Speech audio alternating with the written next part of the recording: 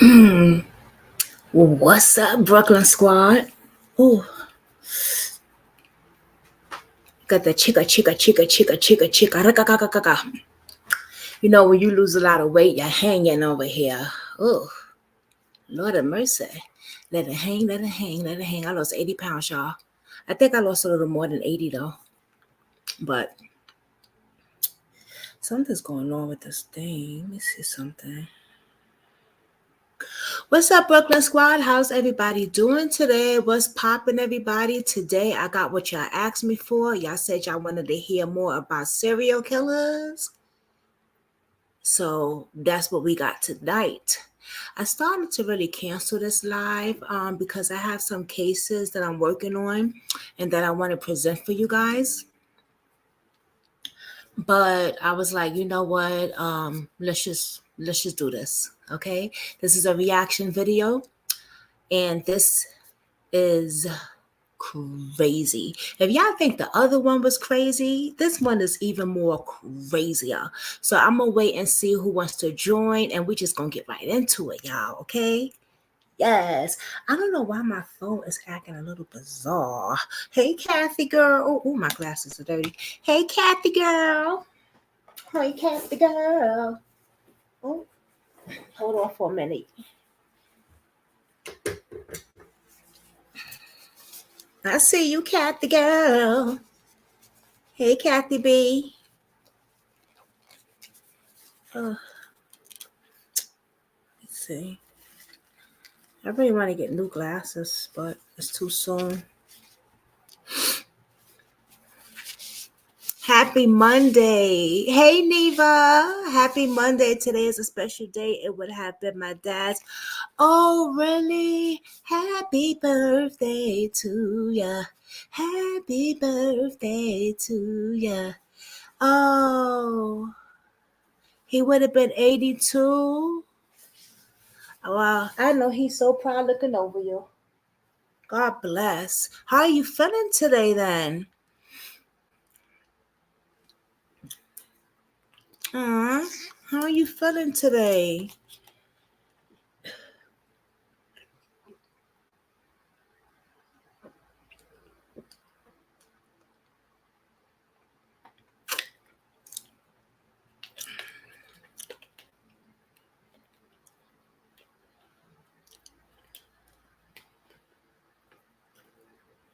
Happy birthday to your dad, man. Wow.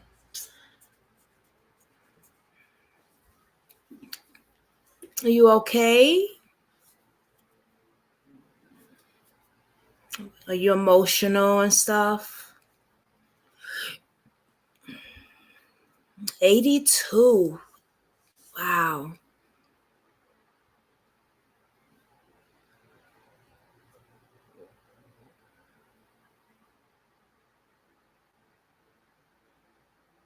Oh, wow.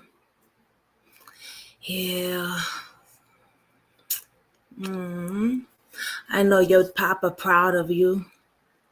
All the achievements and the blessings you have done, and you still striving to do best for you and your family. You know what I mean? Your daughter is just, yeah.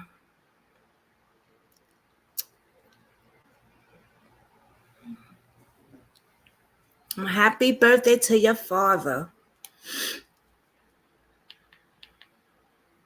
You know I'm here if you want to talk.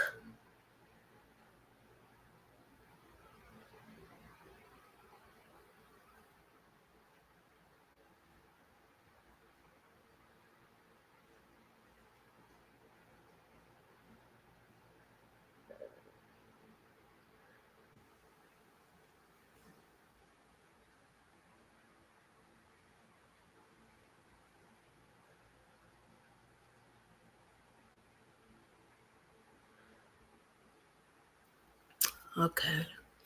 Of course, no problem. No problem. You know, we here for one another. That's just how it is. You know what I mean? That's just how it is. How are you feeling today, Neva? I think I should start. I'm gonna start doing my check-ins again, like I used to. before we start our lives. How you doing, Neva?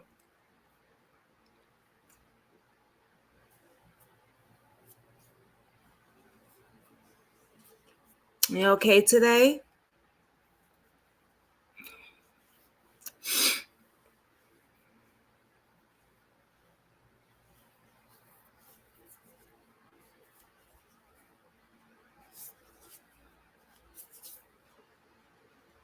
Thank y'all for joining the live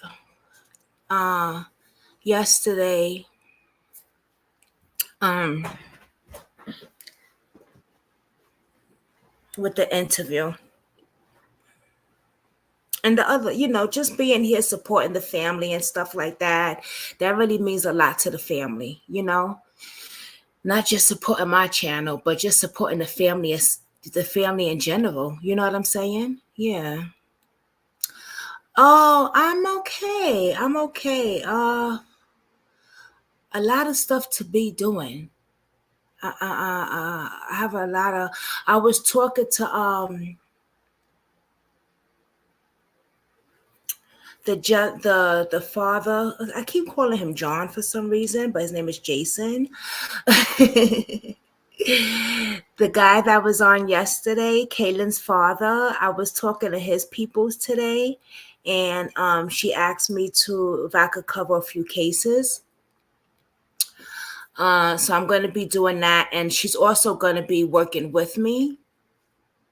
So that's done. And I also have some interviews this week and next week. Plus, I got some stuff to do with the house and what else? My health. Yeah, but life goes on. You know what I mean? Like just things in general. Just things. But let's get into this. You know, even though, let me just say this. Serial killers are monsters, right? We know that. And the families that they have taken lives of are victims. And even though serial killers are locked up and people feel like, well, justice is done, they're locked up. Yeah, but the victims that they took, I feel that their faces still needs to be remembered. Their names still needs to be remembered. You know what I mean? Because they were people. They were victims. So even if they are locked up, they got caught already. These serial killers, you know, uh, doesn't matter. Doesn't matter. I'm glad that they are locked up, but I feel that for me, I'm just speaking for myself. For me, on my platform, I just feel like I'm still going to cover serial killers because they took victims' lives. And those victims' lives that they took, their names should still be out here and talked about and just showing love, spreading awareness. You know what I'm saying? And for other people to see, like, listen, be very cautious because it can happen to any one of us, especially this case that I'm talking about, that I'm going to tell you right now. Kendall Francois, whatever his last name was, okay? Stinky. And I'm going to tell you why they call him Stinky.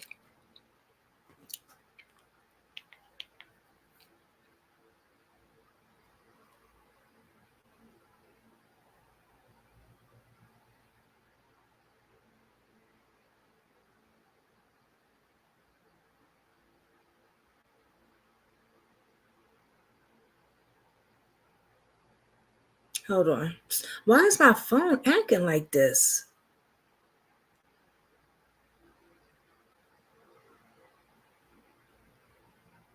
Give me 1 minute. Because I want to make sure. Oh, my phone is tripping, y'all.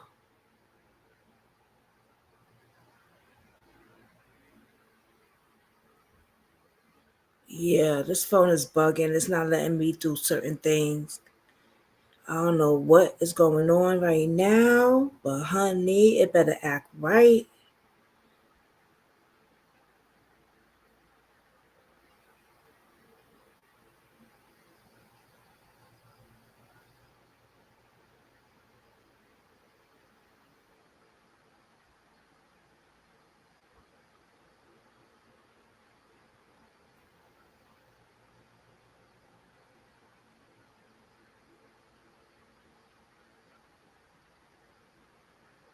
Hold on. Yeah, this killer right here, honey. Mm-mm. I can't pronounce his last name right. Well, y'all know I can't pronounce nobody's name any goddamn way. Kendall Francois, born July 26, 1971.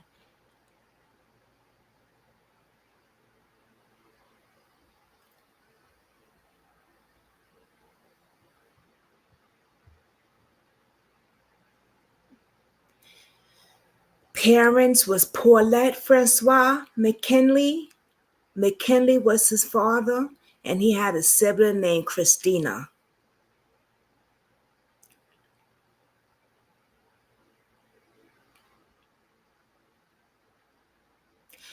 His other name was the Poughkeepsie serial killer, Stinky.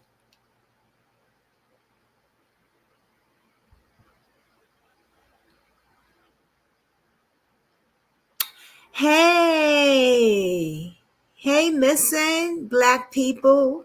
What's up, baby?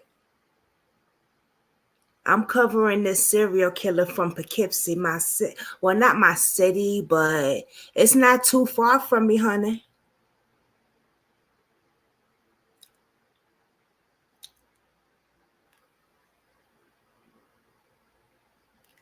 Now, I'm going to tell y'all a little story about this before I get started.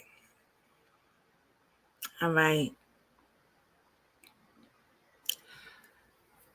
Y'all know, and missing black people, I'm gonna inbox you. I'm gonna inbox you. I'm gonna inbox you. Cause yeah, I'm gonna inbox you. But so let me just tell y'all a little story about this. Okay. Yeah, I know I used to use drugs, right? Years ago. I mean, I used to use hard drugs back in the days, right? Many, many years ago. I've been clean for 6 years off pills. And, when I had relapsed before, I had got clean 6 years now off of pills and stuff. But I've been clean off of hard drugs for years, a very long time, by the grace of God. And I remember one of the girls that I used to get, I'm going to show the video and I'm going to tell you how I found out about this. And then we're going to do the reaction video. One of the girls that I used to get high with, right? She called herself Michelle, but her real name wasn't Michelle. When I remembered after I got off the phone with you, Kathy B, I remembered that wasn't her real name. She just called herself Michelle because I had wanted to look it up, and I said, "Damn, hold up, she called herself that." But I remembered that wasn't her real name. But anyway, she was a white girl, right? And she was always so quick quick and move, quick and move, quick and move, quick and move. Like the bitch get high and she be gone. Like you don't know where the fuck she went. You know what I'm saying? Like she get high. Some people be stuck, and she just get high and that bitch be gone. You know what I'm saying? So she wasn't a person that would stay in the same spot for too long. You know what I'm saying? And I remember how she looked a little bit, slim. I don't know, it's been so many years now, but she was, she was skinny, white girl, blonde hair, right? But she was smart. She was getting that paper. She was a smart chick getting that paper, right? So one day she came to my room. I had like a rooming house, right? And I was going through some things with my husband at the time. He was my husband. He's my ex-husband, but at the time he was my husband. I was going through some things with him at the time. So I had left our apartment and I had got a rooming house, right? And in this rooming house, everybody was getting high. I wasn't the only bitch getting high. Everybody was getting high. You know what I'm saying? So she had came by the house. She had came by my room one day and she was like, yo, can you hold this for me? And here, this is yours. And what she gave me was a lot of drugs for myself, right? And the other part she gave me, she told me to hold it. And she said, but don't use that and get high. Please do not use that to get high. And it was yellow, right? But she gave me enough for me. So, she gave me a lot for me. And then the other part, she said, hold this for me. So we're getting high. And I was like, okay, no problem. But, I wound up using that shit too at the end. But anyway, I think she put poison in it. But that's another story for another day on that one. But anyway, as we're getting high and stuff, she said to me about how she came with us, a month. How you say this? Okay, I'm gonna keep it real. Okay, here it is. She said she was tricking. Okay, here it is, 100. Y'all know I keep it real with y'all on my platform. If y'all can't handle the heat, whoever comes and watch my video, please leave freely. Okay, just go. Don't be making nasty comments. Just go about your damn business. Okay, please. This is a grown-up channel. Okay, we talk real shit here. Okay. She was tricking. And she said that one day she was tricking and this guy brought her from Newburgh to Poughkeepsie. Okay. Now, he lives in Poughkeepsie, the guy. But he would get prostitutes tricks from Newburgh, not only Poughkeepsie, but from Newburgh, which where I lived at the time. Okay. And he would bring them back to Poughkeepsie, where he lived at. So she said she got in his car. That from him, a half an hour, I think. Yeah, not far. Half an hour. Mm-hmm.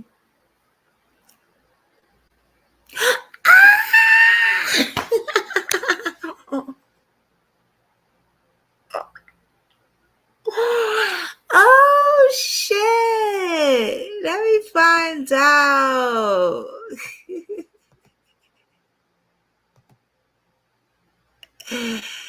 Hold on. Oh, my girl in the motherfucking building. That's what's up. Yes, sis. Wow, that's crazy. I was just thinking about you today. Aw. Hi, babe. I had to stop the whole live for a minute. Like, hold up, wait a fucking minute. Miss Workaholic. What's up, boo? All right, y'all. We're gonna have to talk, girl. But let me finish this. Hi, baby. Aw. So what she told me was she had gotten in the car. He had picked her up. Mwah. He had picked her up, and she got in the car, and she felt uncomfortable. I guess he made her feel a certain type of way. But yes, Kathy, it's like a half an hour from me, I think. Let me see. Newburgh is from his house. Okay, so no, actually, no. From Poughkeepsie to from where I was living at before, it was a half an hour. Now it would be like an hour. Yeah, not too far though, Kathy B. Not too far. So she got in his car and she felt unease. He said something to her to make her feel unease. Okay. She got out the car and he hit her with the car and dragged her from under the car. She had the marks from up to her back down to show me it. Okay. So she had got like stitches or whatever the hell she got, surgery on her back or whatever. Yeah, her back was from the top all the way down to her legs at the time.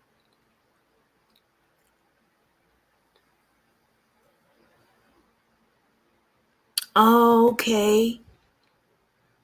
All right, awesome. Yes, Kathy B, yes. So she showed me the proof. Yeah, she showed me the proof. So she said that was on a talk show and that's how he got arrested. But that's not true.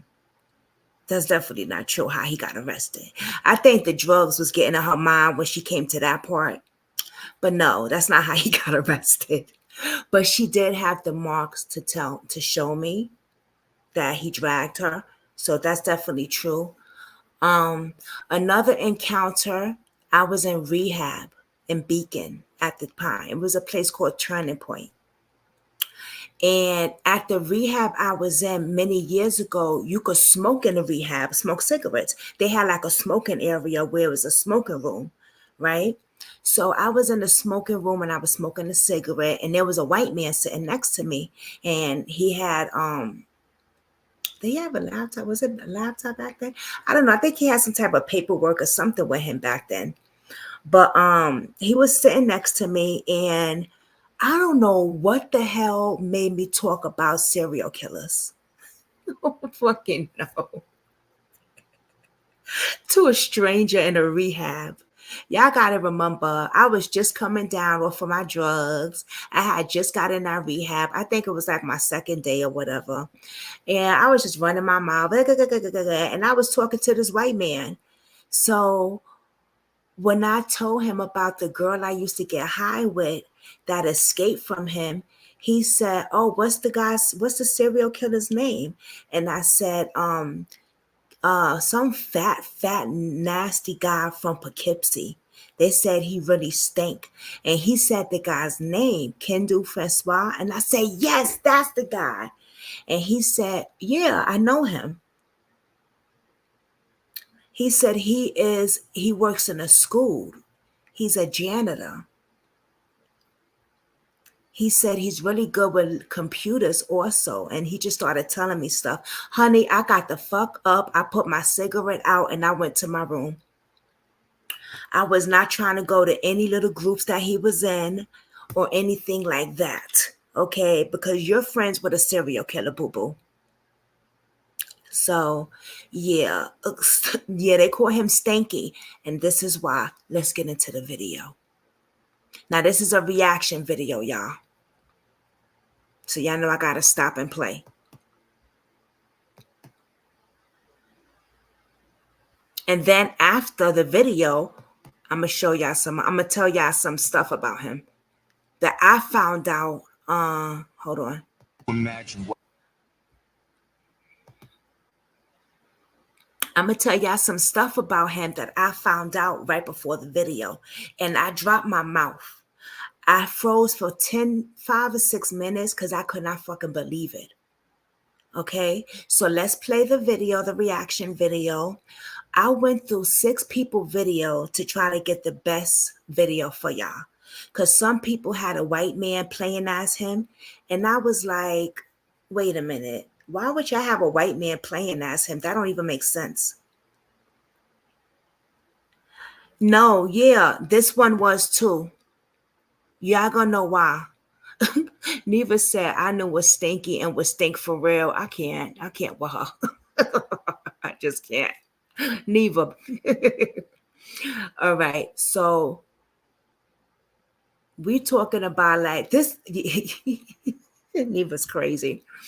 So yeah, so I'm gonna play this, and this is the closest that I could get to the video that was just so much real, you know, because y'all know I like visuals. You know what I'm saying? So let's get into it. So he was in Poughkeepsie.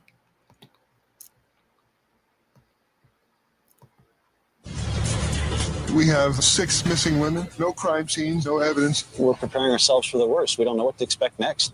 I thought maybe she was being held somewhere. Let me put the person's name down below. And that was scarier to me than if she was dead. Please hit the thumbs up to the video. I mean, to the thing, y'all. Please, thank you. This guy is the epitome of pure evil. It wasn't hard to imagine what he did to these women and the grief that he caused.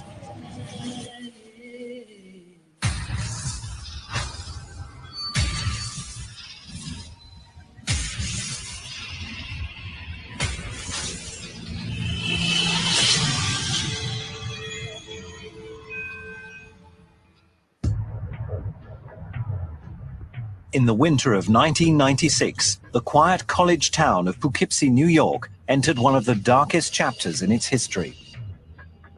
The city of Poughkeepsie is located about 70 miles north of New York City on the east bank of the Hudson River.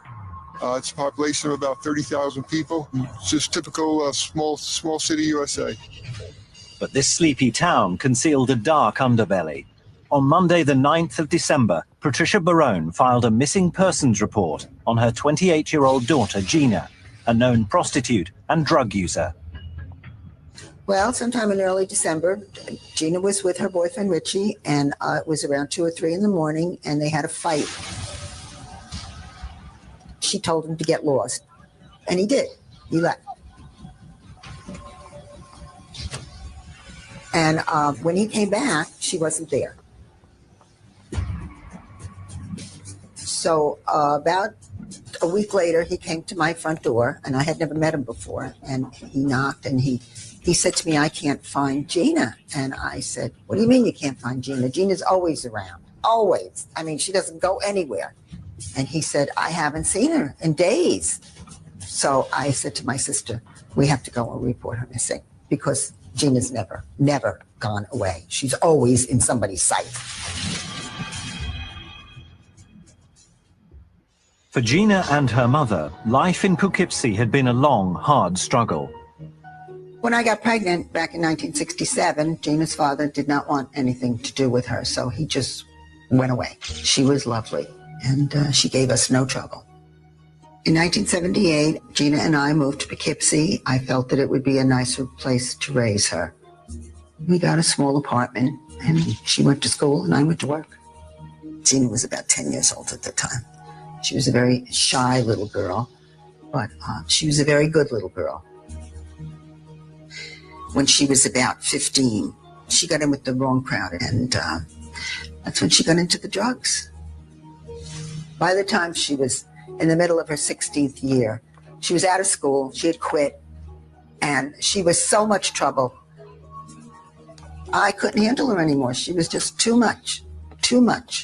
I think she was drowning, and she just couldn't get out of it. Soon, Patricia found Gina on the streets, working as a prostitute. Well, when Gina turned 21, I told her that I couldn't live like this anymore, and I said to her I was going to get myself a 1-bedroom apartment, and she said that was fine, that she had a place to go, and she was going to go live with her boyfriend. but it didn't work out for her. And then from 21 to 24, she bounced around. She lived in various different places, probably 10 or 12 different places with 10 or 12 different families, people, whatever. At 26, Gina gave birth to a daughter, Nicole, a child that Patricia was now bringing up. Gina loved her daughter very much, but she could not take care of her. Between the drugs and the alcohol, she did not have the capacity to take care of Nicole. 2 years later, the troubled young woman had vanished without a trace. It fell to Detective Carl Skip Manane to find her. I was currently working in the plainclothes narcotics unit. I was the youngest detective in the squad at the time. Within a couple of months of being assigned to the detective squad, Gina Barone, who was a local woman, was reported missing. The most obvious lead was Gina's boyfriend, Richie. Grew up. So, Poughkeepsie. Here we go again with Poughkeepsie. Remember when I did the Nathaniel White serial killer the other day? We talked about Poughkeepsie, remember? He was taking girls and killing them in Poughkeepsie. Matter of fact, he lived in Poughkeepsie, if I'm not mistaken. Was it Poughkeepsie that he lived in for a while? Yeah, he lived, right. He lived in Poughkeepsie. And I said to you ladies, Poughkeepsie is known, different spots for prostitution street. You know, a lot of girls out there, they hook, you know, they trick in, you know, they doing their thing, they make, you know, and stuff like that. A lot of drugs and stuff like that. So, yeah. And that's just everywhere. But upstate New York, I could speak on it because I know. You know what I'm saying? I can't speak on other areas that I don't know. I can only speak on what I know. In Pine Plains, New York, about 25, 30 miles northeast of the city of Poughkeepsie. He was, we knew him as a street guy. He was involved in drugs, and he was a tough guy. He was a street person. He'd do minor thefts and commit small crimes, and he had a police record. He was just an addict to the drug, and you know, he was a nice enough guy when he was straight and sober, but when he was high, he was like any other addict. But after questioning him, the investigators decided that Richie wasn't involved in Gina's disappearance. The holidays came and went with still no sign of the missing woman. Detective Manane said, well, maybe she left town, I said, no, Gina is gone. Because my Gina never left town, never.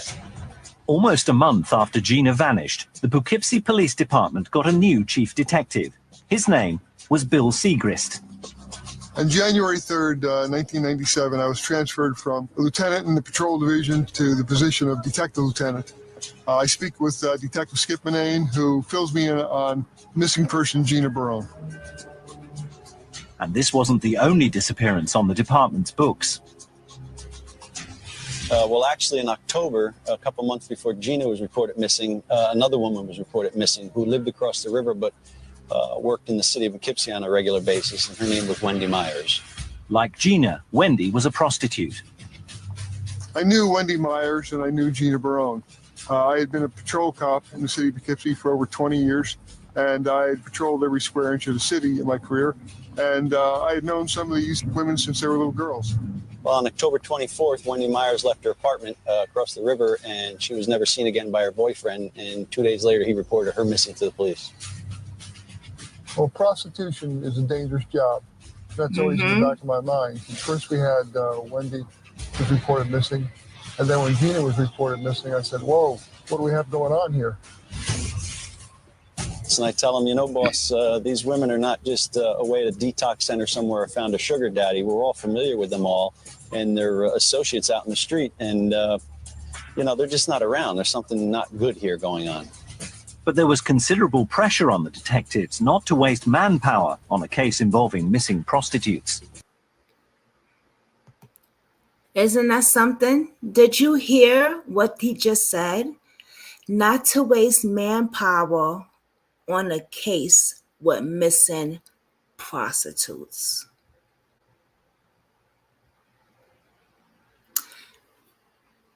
That is the problem we are having every single day. That is what we talk about every single day. This is why I do what I do on my channel. Let's rewind that again.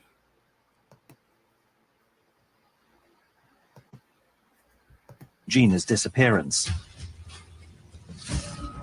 The holidays came and went with still no sign of the missing woman.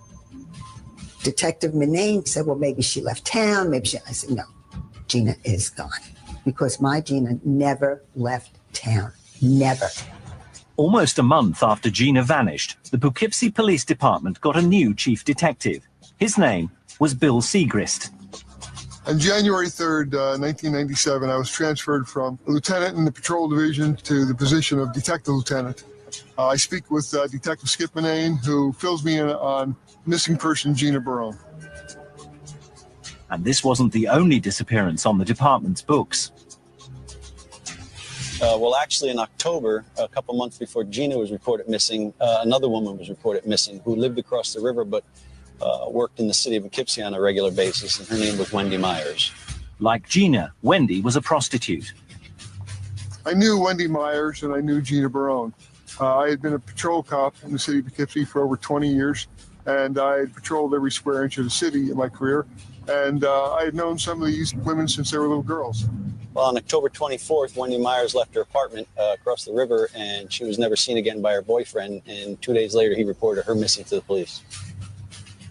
Well, prostitution is a dangerous job. That's always in the back of my mind. First we had Wendy was reported missing, and then when Gina was reported missing, I said, whoa, what do we have going on here? And I tell them, you know, boss, these women are not just away at a detox center somewhere or found a sugar daddy. We're all familiar with them all, and they're associates out in the street, and, you know, they're just not around. There's something not good here going on. But there was considerable pressure on the detectives not to waste manpower on a case involving missing prostitutes.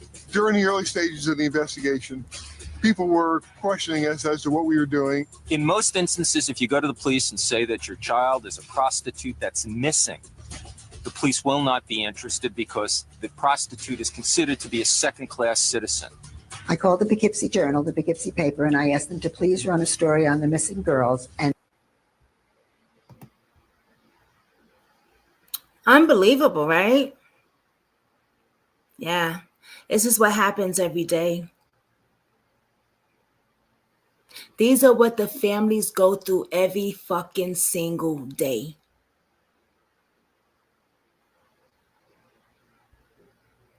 So they're not human. They're not,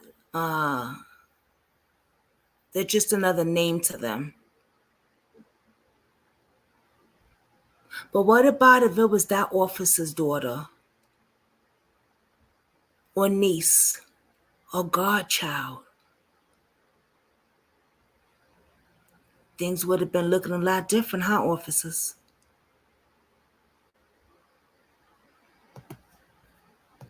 and they told me that they felt they weren't connected and they were not going to run the story. And I said, well, if one Vassar College girl was missing, I'm sure you would run a story.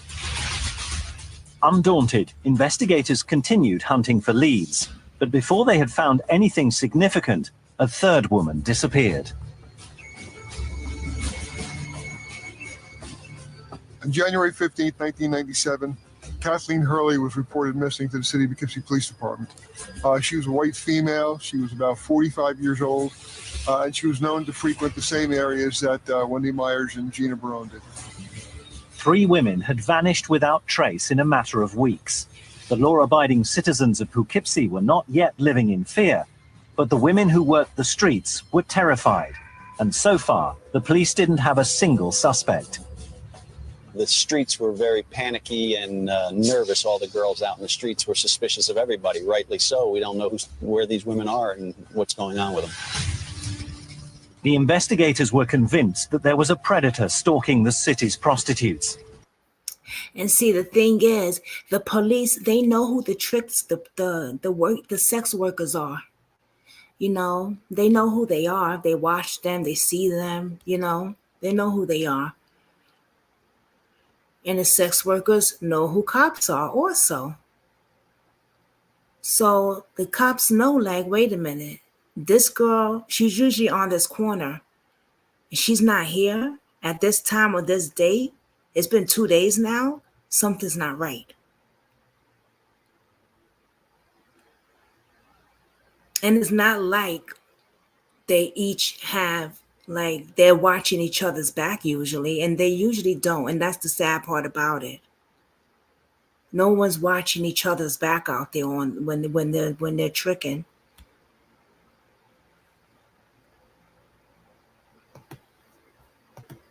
But so far, he was flying low under the radar. How many more women would have to go missing before the police turned up a lead? January 1997, 3 women had gone missing from the streets of Poughkeepsie, New York. And so far, detectives didn't have a single lead. All you have is 3 women missing, 3 women who are prostitutes. There's no crime scene, there's no suspect, there's no nothing, and the police don't know which way to turn. They're all involved in prostitution and drugs, and they've just vanished. Officers combed the streets, desperate to find a useful lead. Anybody who patronizes a prostitute in the city of Poughkeepsie has become a suspect in this case. So we started looking at the Johns. But it was like looking for a needle in a haystack.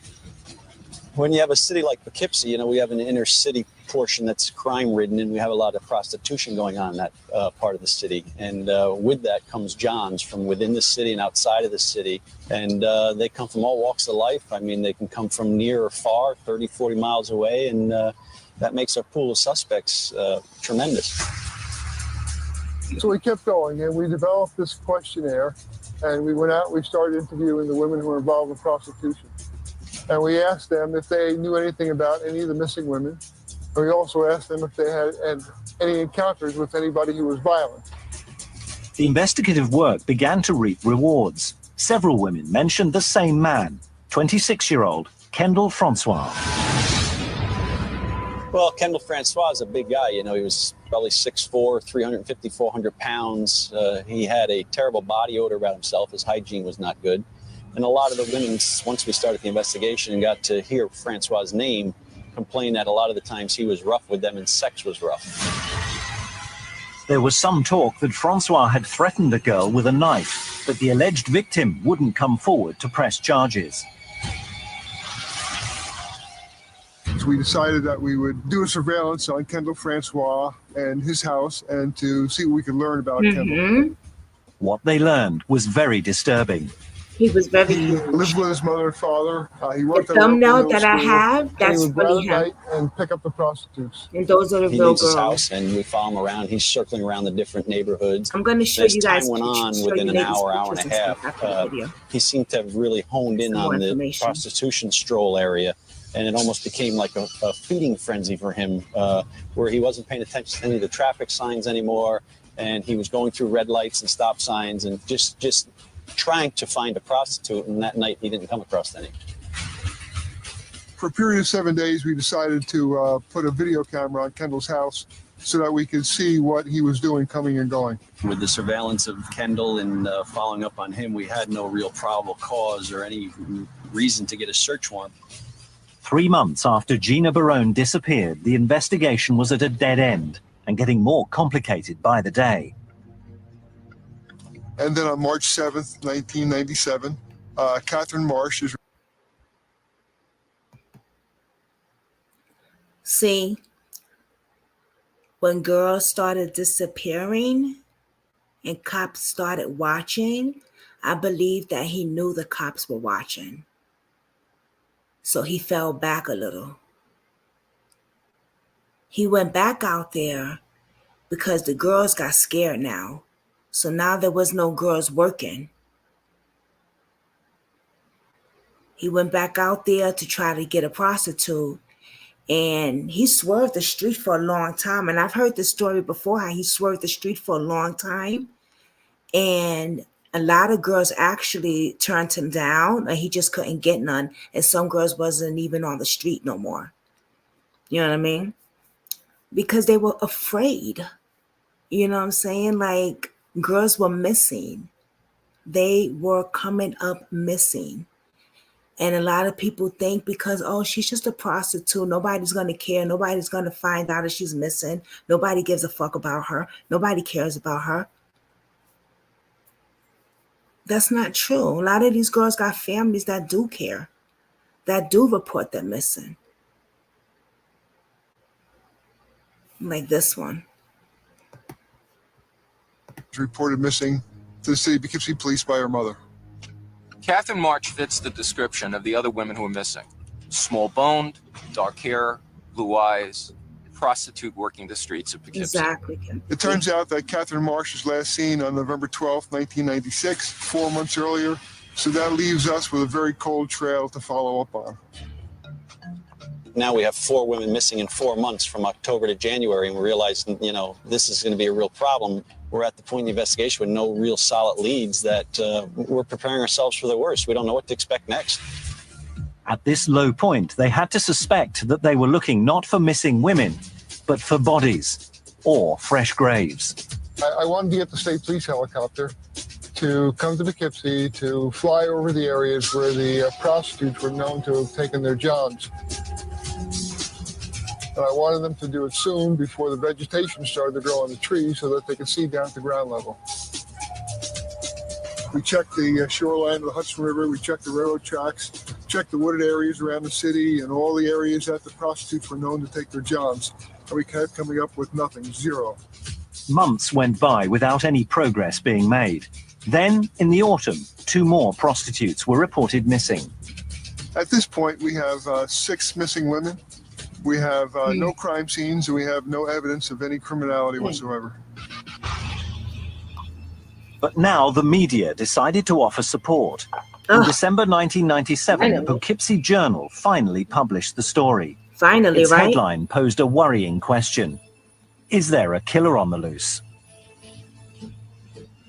When the Poughkeepsie Journal finally printed the story, it was approximately a year after Gina was missing, but it was always in my mind, where was Gina? Where was she? I mean, and the scary part was I thought maybe she was being held somewhere, that she was alive.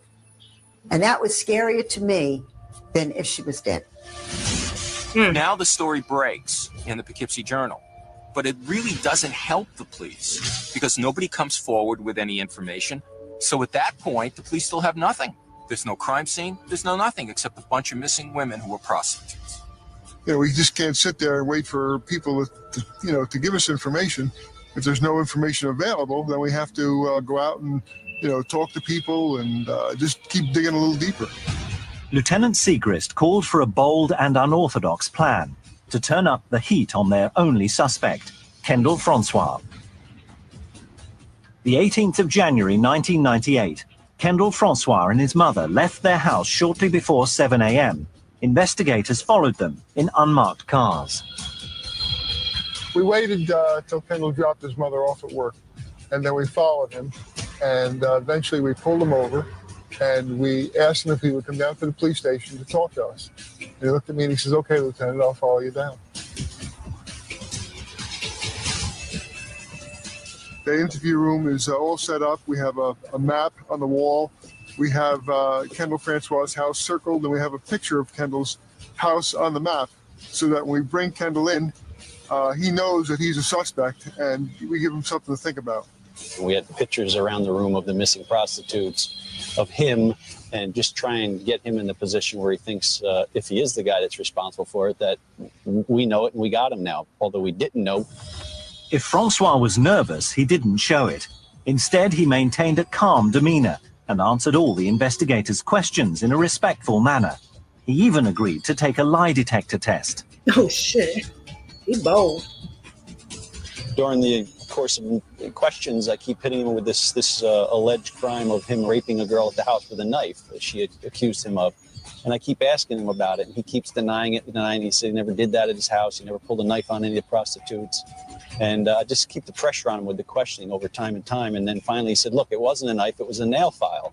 And I said, "Well, good, then just bring me to your house and show me the nail file and we can put this to bed." And he agreed to. If Francois was nervous, he didn't show it. Instead, he maintained a calm demeanor and answered all the investigators' questions in a respectful manner. He even agreed to take a lie detector test. During the course of questions, I keep hitting him with this alleged crime of him raping a girl at the house with a knife that she had accused him of. And I keep asking him about it, and he keeps denying it. And then finally he said, "Look, it wasn't a knife, it was a nail file." And I said, "Well, good, then just bring me to your house and show me the nail file and we can put this to bed." And he agreed to. Lacking sufficient evidence to obtain a search warrant, the police jumped at the chance to look inside their suspect's home. But Francois would allow only one detective to accompany him. Now listen up, y'all. We go to the house, and Kendall brings me up the driveway, and we go into a side. This is crazy. Listen up. And also, don't forget, let me tell y'all, he's a school janitor. He works at a school. He's a school janitor. Was a school janitor, yes.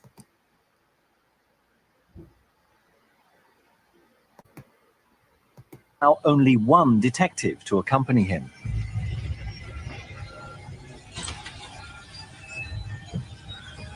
We go to the house, and Kendall brings me up the driveway, and we go into a side door to enter the house. I'm just shocked at the condition of the home. It was unbelievable. There's no doors on any of the cabinets. Everything's a mess in the cabinets. There's rotting food all over the counters. The sinks are filled with dirty dishes, and there's roaches all over. There's layers of live maggots and dead maggot shells all over. It's just like in total disarray. It's an unbelievable sight to see a house like this. But there was nothing that appeared criminal there. We're walking around the house, and he's not allowing me to go into any rooms or open any doors except his bedroom. And he brings me into the bedroom, and the bedroom is worse than the rest of the house, with the rotting food and the garbage piled up all over the place and clothes strewn about the whole room. And of course, as he's looking for the nail file, I'm looking around to see if I can find anything to lead us to believe he's connected to the missing women. Francois couldn't find the nail file.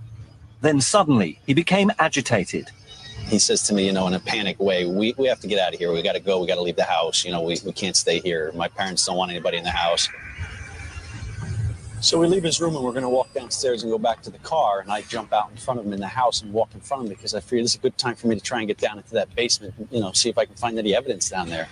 I get down a couple steps ahead of him, and I start walking down the basement stairs.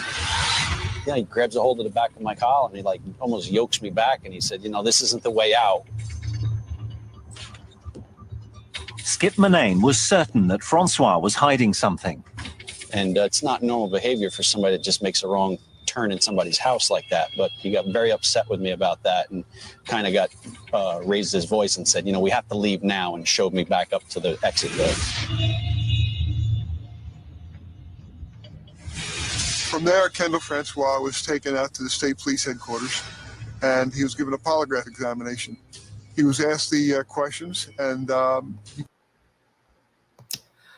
yeah, Neva, what you mean he allowed? Exactly. I felt at that moment also, Neva, that they let him be in charge of them. Y'all might as well said that Francois was the motherfucking cops. Because he was in charge of them motherfucking police. But I guess because they didn't have a search warrant either. So they was treading very lightly. Yeah, that's what it is. They didn't have a search warrant, so he could have just not let them in, period. Remember that part. You know what I'm saying? Yeah. He didn't have a search warrant. So because he said, he invited them in, I guess that they had to tread real lightly. Yeah.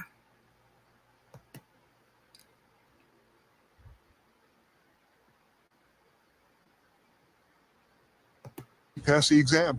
We thanked him. We dropped him off at his home, and then that left. Strewn about the whole room. Of course, as he's looking for the nail file, I'm looking around to see if I can find anything to lead us to believe he's connected to the missing women.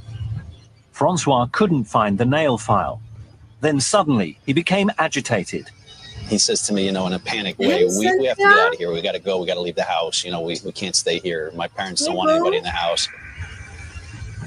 So we leave his room, and we're going to walk downstairs and go back to the car. And I jump out in front of him in the house and walk in front of him because I figured this is a good time for me to try and get down into that basement and, see if I can find any evidence down there. I get down a couple steps ahead of him, and I start walking down the basement stairs.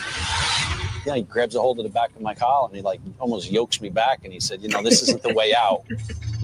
At the least, I would have reported that roach. Skip Manane was certain that Francois was hiding something. And that should have been. And it's not normal behavior for somebody that just makes a wrong turn in somebody's house like that. Wait But till he you got hear very the upset rest. with me about that and kind of got raised his voice and said, you know, we have to leave now, and showed me back up to the exit door. From there, Kendall Francois was taken out to the state police headquarters, and he was given a polygraph examination.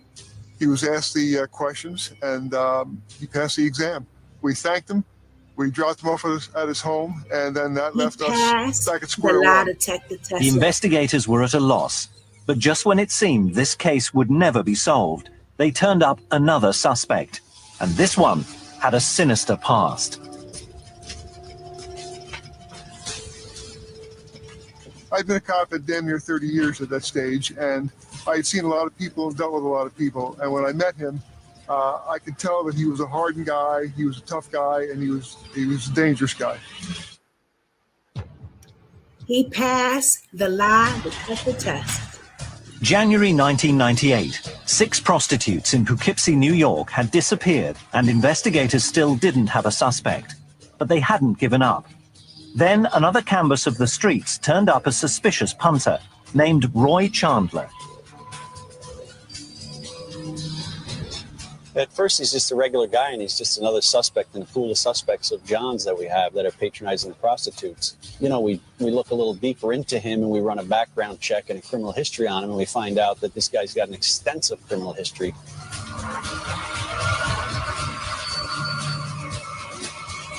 His criminal past consisted of some assaults from down south, a rape, and there had been a woman that was murdered, and he had some connection to her. We called the police department in South Carolina, where he was from. We spoke to some police officers down there, and they told us that if we had women that were missing, that he could be a strong suspect. They were keen to question him, but he was locked up in the Poughkeepsie jail.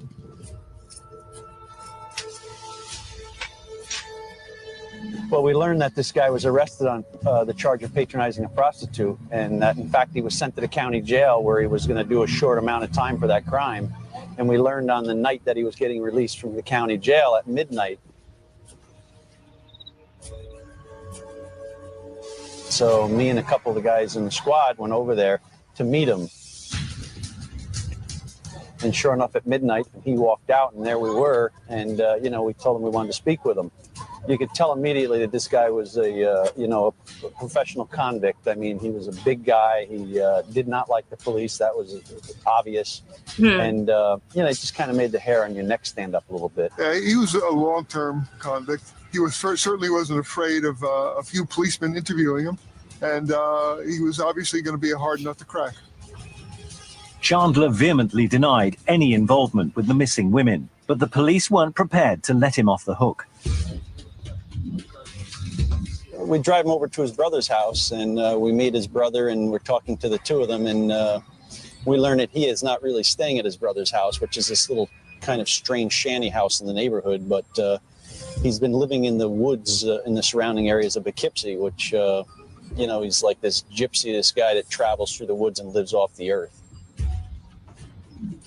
We found nothing at his brother's house, but we knew that we had to look in the wooded area where he had been camping.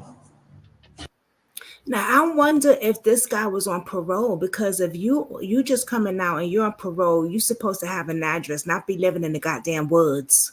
You need an address. So I wonder if he was on parole, because that would have violated right there, baby. Poughkeepsie is in the middle of a lot of farmland. Not to mention it's bordered by one of the largest rivers in the world. So there's a heck of a lot of area where you can dispose of bodies, and nobody would be the wiser. So we have him take us to a couple of the locations where he's been camping in the past. And, you know, it's out in the wooded area. It's a pretty large piece of different properties. Yeah, yeah. We're obviously out there looking for, well, it'd be great if we could find I didn't think of a that. woman out there. But, you know, we were looking for evidence of some kind That's of why I crime got scene y'all that, here. in fact, he had Yes, women out there. Cynthia. Possibly he's the guy that's got these missing women out there, you know, enslaved in his camp in the woods somewhere. A rigorous search of the woods around Poughkeepsie found not a single shred of evidence. Once again, without sufficient information to make an arrest, another suspect had to be placed on the back burner. The police continued to keep a close eye on Roy Chandler and his brother. It's decided at this point that we're going to need more help than what we're getting through our department. The bosses bring it to the district attorney's office, and they decide to form a task force of several members of different agencies. The 27th of August, 1998. The members of the newly formed Missing Women's Task Force gathered to give a press conference. The public wanted answers that the investigators simply didn't have. Right. As this press release is actually going on, our pagers start to go off. We all realize that everybody's getting called by their headquarters. We're notified that there's just been another woman reported missing, a working prostitute. So now we have a fresh lead after a 6-month lull in the case. Katina Newmaster was a Poughkeepsie kid. She had grown up in Poughkeepsie. I knew her since she was a little girl, and she had been helpful to the police in the past. Just 2 days earlier, detectives had spoken to her on the streets. And we tell her to be careful, watch the Johns, if, don't go with any strange guys you don't know, because we still have no leads on this case. And Katina, being Katina, said, no, I'm too smart for that. You don't have to worry about me. I'm doing my thing. And lo and behold, 2 days later, Katina's the one that's missing. This is all happening under the noses of the task force, and the police look awful because people are being abducted right off Main Street. He was right on point, disappearing, and the cops seem to be powerless to do anything. So again, Lieutenant Segrist asked for help. So I called now, the special agent back that I had been in contact with, and I told him that we now had 8 women missing. So now we got 8 women missing. Before, they didn't want to put nothing together. They didn't have no time. They didn't want to put they didn't want to put in no manpower for no prostitutes. But see, the public is not having it. They're not having it. Our girls are going missing. Their parents give a damn. Their parents are like, no, my child is missing. You motherfucker better do something. So now they're putting on they're getting to work. Let me just put it like that. They're getting to work, which they should have been done, instead of dismissing a lot of the stuff. You know what I'm saying? Because they're just a prostitute. And I said the last.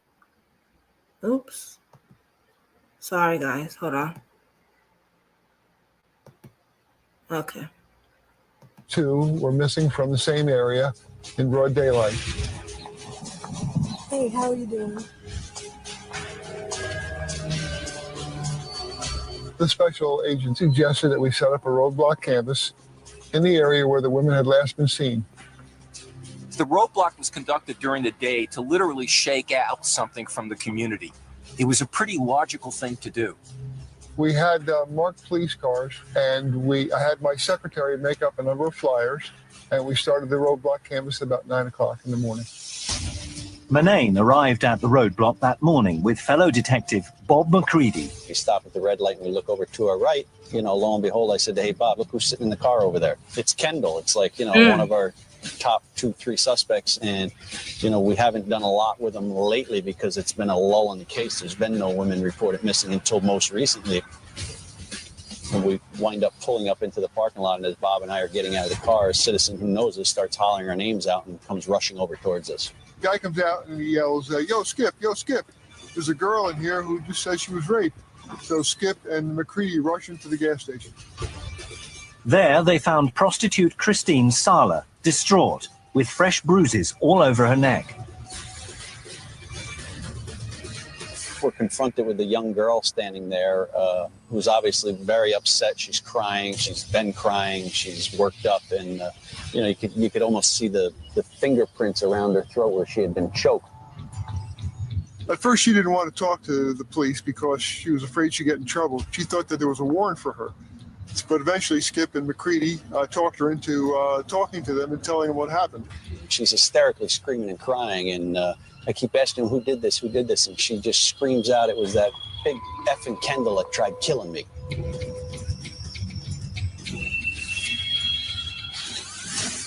According to Christine, Kendall Francois had picked her up that morning and taken her back to his house. She also informed us that, she had been with Kendall several other times and had no problems with him in the past. They had sex in his bedroom, but when it was time to pay, Kendall became violent, closing his hands around her throat. The more she struggled, the harder he squeezed.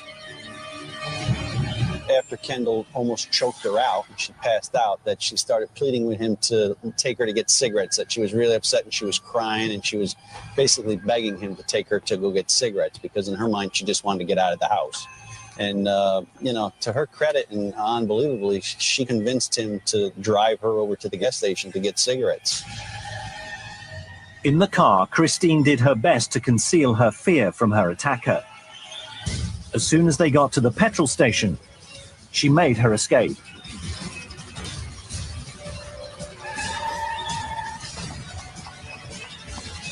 When she got out of the car to get the cigarettes, she just never came out at the gas station, and that's when we pulled up.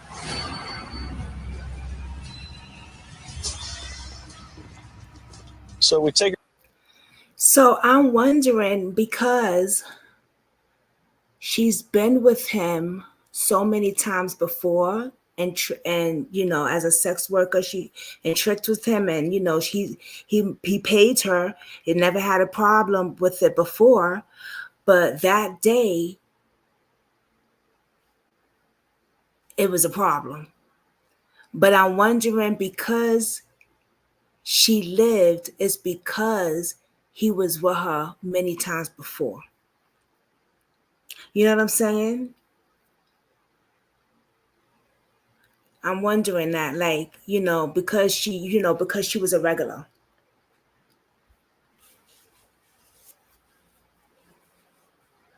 But when I tell you, I wonder what triggered him to do all assaults and killing is insane. And I just found this out before I did the video, but we're going to get into all that, guys, after this video. After this, it's wild. They're not saying that's what could have triggered it, but in my mind, I said, I wonder if that's what fucking triggered him to do the shit that he did. After I tell y'all what I found out. But let's continue to get into this. You're back to the station, and by now we're radio transmissions and telephone conversations with other task force members. They realize that we have a good victim here. I mean, this might be a break in the case that we were waiting for. Later that afternoon, an arrest warrant for Kendall Francois was issued. It was decided that Kendall would be invited up to the police station for members of the task force to interview him. We meet him and bring him into an interview room. And y'all, and it's about to get. You think this is something? Once again, Francois was happy to talk without a lawyer present. He admitted to the assault on Christine, explaining that he got angry, but then calmed down. He said he was trying to give her a lift back to the town centre when she ran away. But when the investigators told Francois they were getting a search warrant for his house, he seemed shocked and did a U-turn. It was at that point when I said we were going to the house and searching it that, he just kind of surrendered, and he said, just give me all the pictures of the missing prostitutes and give me the head prosecutor and I'll tell you what happened. Then came a bizarre confession. I got the stack of pictures from the door and put them down in front of him, and he started flipping through the pictures like you and I were looking through family pictures, and he flipped through a couple, and then he put one to the side and said, I killed her, and he flipped through some pictures and grabbed another one and put her over, and I killed her, and it was just unbelievable. We've been at this for almost 2 years. We had all these missing women with not an ounce of evidence. He's been through polygraph tests, and he's been through surveillance, and all of a sudden he's just going to confess to killing all 8 women. Francois's ice-cold demeanor was extraordinary. And I'm watching through the two-way mirrored glass, and he goes through the pictures and explains how he killed them and what had taken place. He's just matter of fact of these are the ones I killed and these are the ones I did not. I was at home, and the phone rings, and it's Skip, and he says, Bill, get in here. He says right away. He said, Kendall just went for everything. He's starting to tell us where the bodies are. So I just looked at my wife, and I told her I have to go. You know, I'm standing in the other room watching this confession take place in front of me, and I'm in a suit, and I realized that, wow, these bodies are going to be buried all over the city or the county or the state. And I call my significant other at home, and I asked her to bring me in a change of clothes, you know, work boots and jeans and sweatshirts, and, you know, getting prepared to go out and do like these, you know, ground digs to look for all the victims that he killed. They think they got to go to wherever the bodies were. On and I go was just to glad it was over. Woods After 22 months to go get these bodies. It takes a toll on you.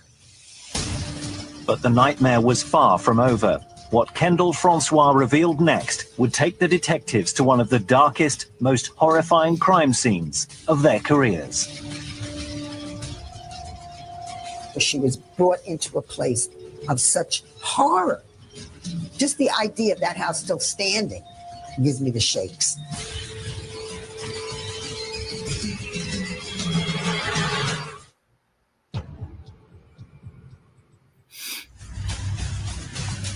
After nearly 2 years of watching women disappear from their streets, Poughkeepsie police finally had a suspect in custody. In the afternoon of the 1st of September 1998, Kendall Francois confessed to murdering all 8 missing prostitutes. Now, the investigators needed to know where the victims were buried. Well, the police are sure they're going to find the bodies in the woods, but in fact, that's not what happens. Kendall tells them the bodies are in the attic and crawl space of his house, where he lives with his mother, his father, and his sister. In all this time that we considered Kendall a suspect, we never thought for a minute that he would have all of these bodies stored in his house while his mother, his father, and his sister lived there with him. With Francois safely in custody, police descended on the house in force. There was an army of police officers from the New York State Police, the town of Poughkeepsie Police, and the city of Poughkeepsie Police. They went to Kendall's house, they surrounded it, cordoned off the area, and then officers and detectives went to the door with a search warrant and knocked on the door. Kendall's father answered, shocked to learn what was happening. After he, his wife, and his daughter were taken to the station for questioning, a team of crime scene investigators moved in to search the filthy house. The house was a complete mess. You had things all over the place, stinking the place up. So that's the reason why no one allegedly smelled anything unusual regarding the body. They slowly, methodically entered the house, and they were in there for quite some time. They went into the attic, and they found evidence of human remains. When they got to the top, they looked in, and they saw bodies. Very, very clearly, decomposing bodies. These were some of Kendall Francois' victims. They took some photographs, and then they left. They didn't want to start a crime scene that late at night. The house was secured. But some things couldn't wait until the morning. It was the middle of the night, and the doorbell rang, and I went to the front door, and I saw Skip.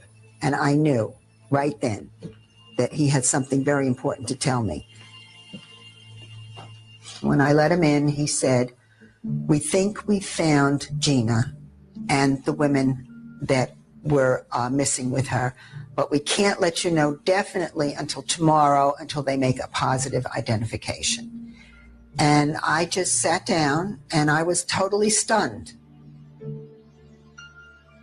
The details of her daughter's death will haunt Patricia Barone forever. After fighting with her boyfriend that fateful night, Gina began walking the streets. She needed money for a fix. It was about 2 or 3 o'clock in the morning, and Gina was alone on Church Street. Kendall Francois came along, and Gina trusted him.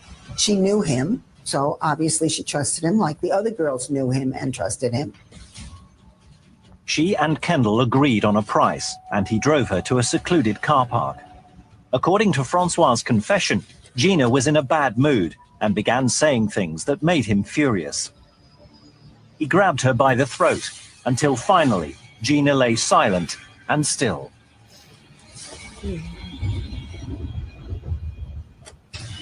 After he kills Gina Barone, he takes her back to his house, hides her under a mattress, keeps her there for 3 months, and then finally takes her up to the attic where he already has another body of Wendy Myers, his first victim. When the police told me that she was killed and then her body was taken to the house, I was relieved because it was like her spirit never entered that terrible place that he brought all those women. By the following morning, the police are already back at the house by about 8 o'clock in the morning, ready to go back and process the crime scene. And that crime scene investigation lasted for 29 days. Media people and hundreds of locals descended on the residential street. A day or two later, I went over to the house. My sister and I went over. I was just curious. I wanted to see it. I didn't have any real feeling, but maybe I just wanted to know where my Gina spent that time. Forensic investigators pored over every square inch of the property. You have one team working the outside perimeter of the house, breaking very gently to discover any bone fragments, any other evidence that might connect Francois to the killings. Inside the house, you've got a forensic team that's working the attic in particular, but the place is so dirty, if you were to lean against the wall of the house, you've got some sort of fine film of dirt that would just stick to your clothing and you wouldn't be able to get it off, let alone the odor of that house.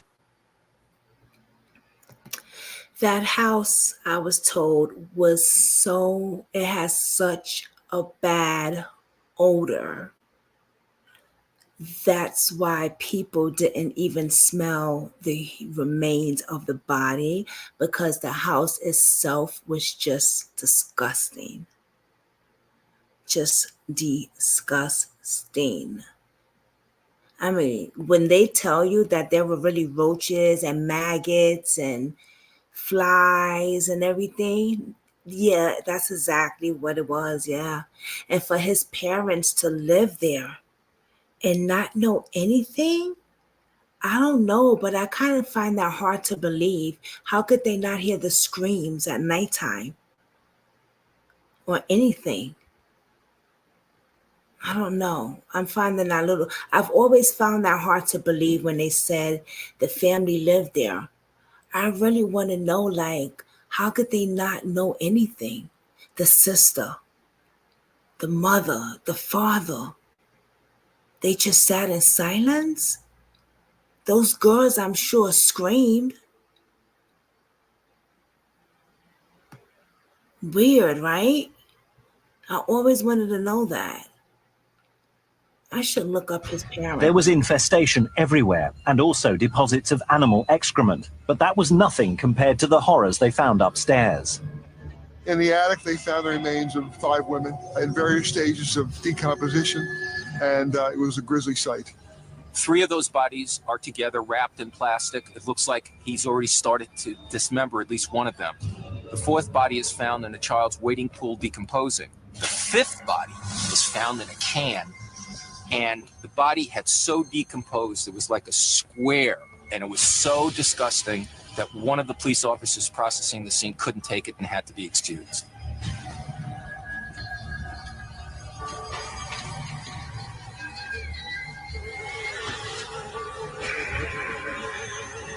The 3 freshest bodies, the most current ones, are found in the crawl space underneath the house. Hey, Monica. It took 3 days to remove the bodies and transport them to the mortuary. While the investigation of the property continued, medical examiners worked around the clock to identify the decomposed remains. Gina was declared dead September 3rd, 1998. They used her dental records to identify her. The police were expecting to locate the missing prostitute Michelle Eason among the 8, and they were surprised to learn that she was not in the house. The 8th victim they did find was a complete unknown. Audrey Puglisi was a 34-year-old woman who had moved to Poughkeepsie about 6 months prior. She was involved in prostitution, and she had never been reported missing. It was very sad when they told us all the girls' names, and one of them, Audrey Puglisi, was never even declared missing by anyone. It was just such a sad thing to think that somebody could disappear and not even be missed by anyone. Right. Michelle Eason is still considered a missing person. Once the crime scene analysis was complete, after almost a full month of work on So Michelle Easton, they never found her body.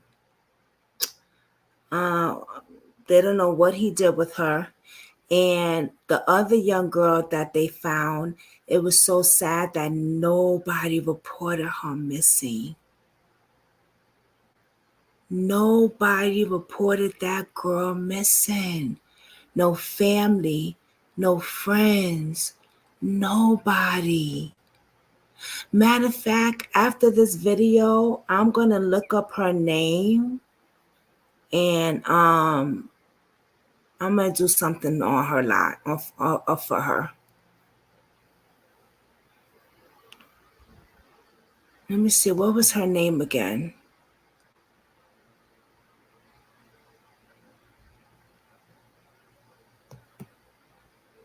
And they told us all the girls' names, and one of them, Audrey Puglisi, was never even declared Audrey missing by Alisi. anyone. It was just such Let me a sad freeze that for a thing to minute. think. Hold on.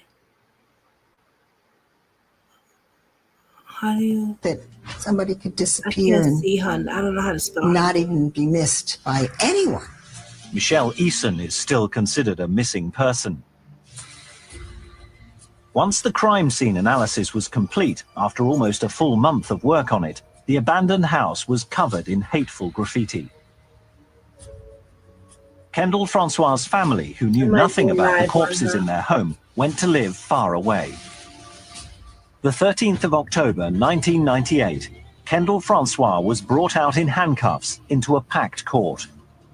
As victims' families and friends looked on sorrowfully, he was formally charged with 8 counts of first-degree murder, 8 counts of second-degree murder, and 1 count of assault for his attack on Christine Sala. I've been in many courtrooms. I've seen many killers. But the one that really scared the crap out of me was Kendall Francois. This guy is the epitome of pure evil. It wasn't hard to imagine what he did to these women and the grief that he caused.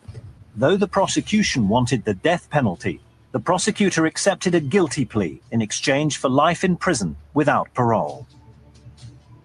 The state made a decision not to try Francois, but to make a deal. And the deal was just basically this. He pleads guilty to all of these crimes. He gets life in prison, which is all he could get under New York state law. It spares the families the grief of a trial, and it spares the state the cost of a trial. Kendall had indicated early on that he would just plead to the crimes, and it would save a lot of hardship putting the families, remaining family, relatives of all the missing women and going through a long, extended trial when he was willing to cop to the 8 life sentences plus 25 years for the sexual assault. I wanted him to go away. I never wanted to see him again. And the district attorney said that if we had a trial and if he was guilty, there would be appeals, and this could go on for many years. So this way, I think it's good. He's away for good. Gone. He's definitely away for good. Gone. And we're going to get into that part also. Let me just pour something up.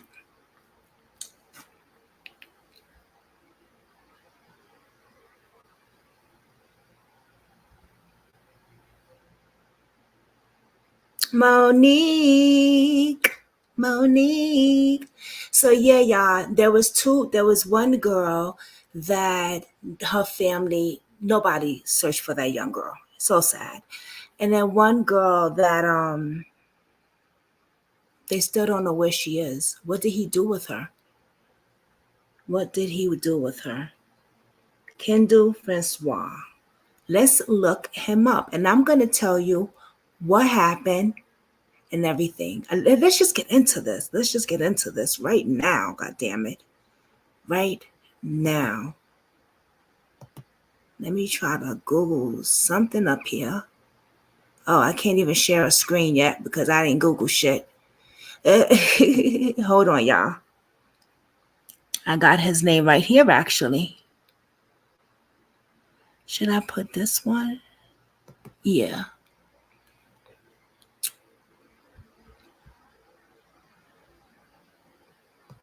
So let me show y'all.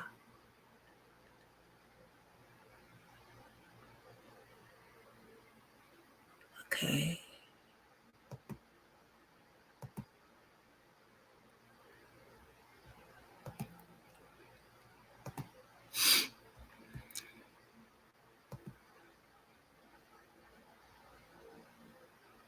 This is going to blow your mind.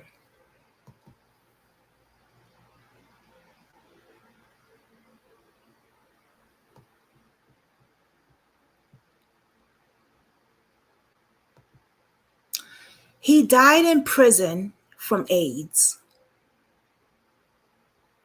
AIDS-related complications.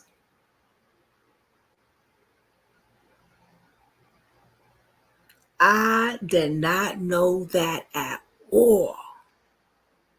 Period. Now, it says here, Kendall Francois, the man responsible for one of the most notorious criminal cases in Dutchess County history, died in prison. He was convicted of killing 8 women and storing their remains in his town of Poughkeepsie home. Francois passed away on September 11, 2014, at the age of 43. Official cause of his death was AIDS-related complications. It was revealed during his trial in 2000 that he had tested positive for HIV in 1995. Francois committed these gruesome crimes over a 2-year period between 1996 and 1998.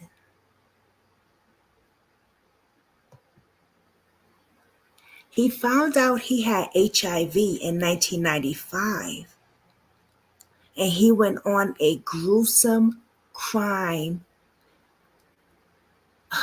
horrific massacre in 96. So when I saw this today, I said, could that have been a trigger for him to go insane crazy? Because a year before that, he found out that he had AIDS.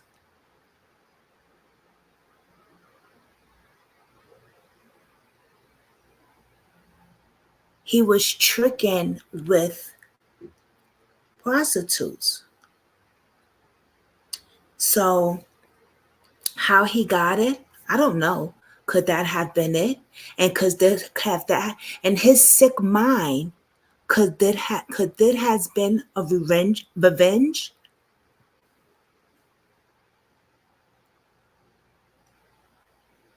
What are y'all thinking? Tell me in the comments down below.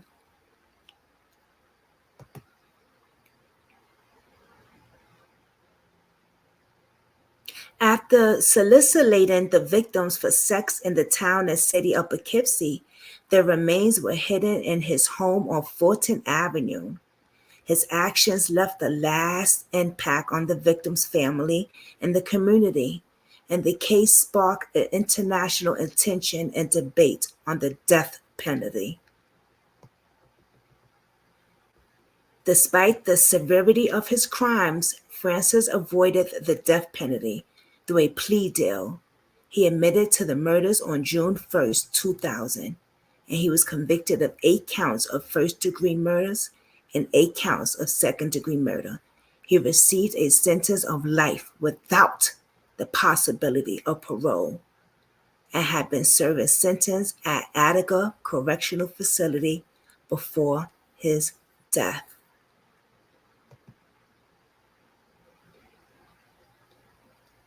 So when I saw that he had AIDS, I said, wow. Are you guys still with me? Did I get shut down or something?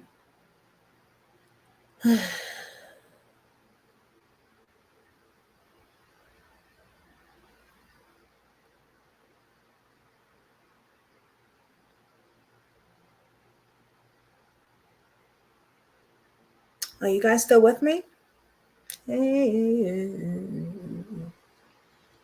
And you are not.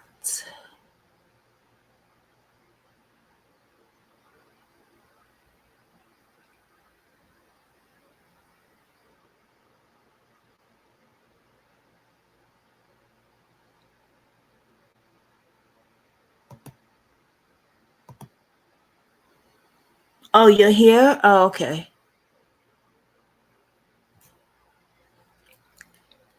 I thought that got froze or something like that. I wasn't sure. All right, cool. Yeah, so that's what I thought. I believe that's why he probably did it. He might have blamed the victims, thinking one of them gave it to him. Right. That's what I thought. Yeah, that's what I was thinking too. Oh, you was thinking and typing. Oh, I thought something happened here. I was like, what? Is anybody in? Somebody say something? Shit. Hubby agrees, Kathy B. Yeah, so Neva husband agrees also. And yeah, I agree with Neva's husband also. I think that's exactly what happened. When I saw that, I was like, oh shit. He went on a crazy rampage because he probably said, one of you tricks gave me the right HIV, and now it's payback. And I think that's sick because, first of all, you're responsible for your own body. If you're out there tricking, use a condom. Use a condom. You know what I'm saying? Don't be blaming nobody else. And who was to say they even gave it to him? Maybe somebody else, but I don't know. I think that's what happened though. I really, really do. Let me see here. So yeah, he must have had it really like he obviously was not taking his medications or anything because he died severely quickly. He died severely and he knew he had it. And he knew he had it and he wanted to give it to whoever else and then give them an extra bang by killing them. That's some sick shit. That's some sick, sick shit.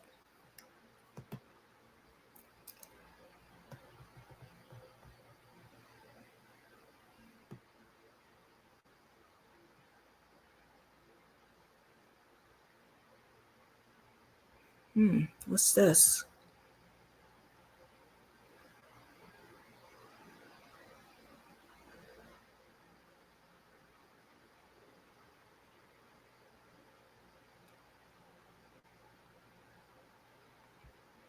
Francine's letter inside of the remorseless killer. What?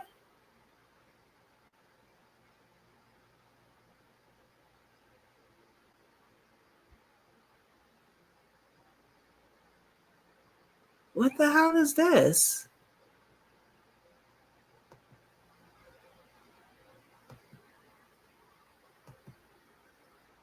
Oh God. So let me show y'all. That's him.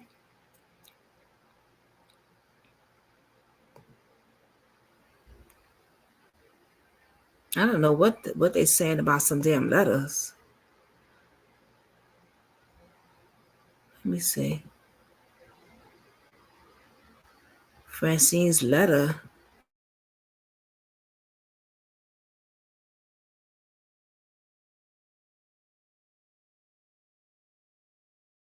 What the hell? Why is this?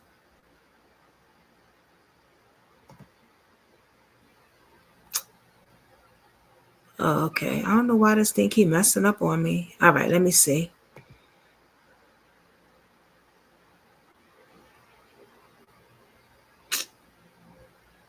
Oh man. Oh man. Damn. Wrong website probably. Let me get out that website.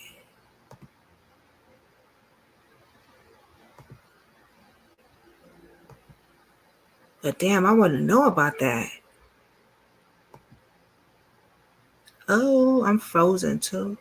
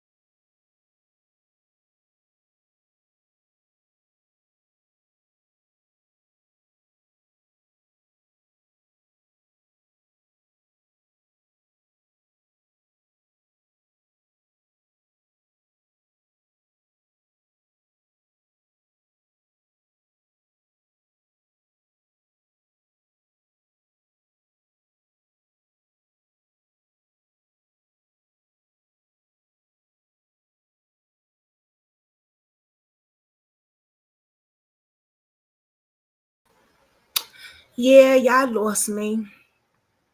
The website that I went to was acting up a little bit. That's what it was. Yeah, I'm sorry, y'all. Yeah, the website that I went to was acting up, y'all. Yeah. But I think I should end the video because my sugar is dropping really bad and I'm starting to shake. Because I haven't eaten all day yesterday or today. So I'm about to eat something and eat some fruit and bring my sugar up because I'm starting to feel a little weird. Yeah, I know I tell y'all when I'm being bad and not eating.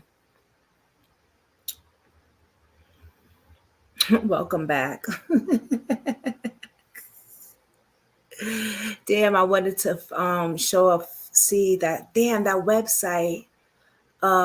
Thank you, Neva. Yeah, my sugar. Yeah, I could always tell, Neva, when my sugar is low because it feels like an anxiety attack, and it's not. It's my sugar.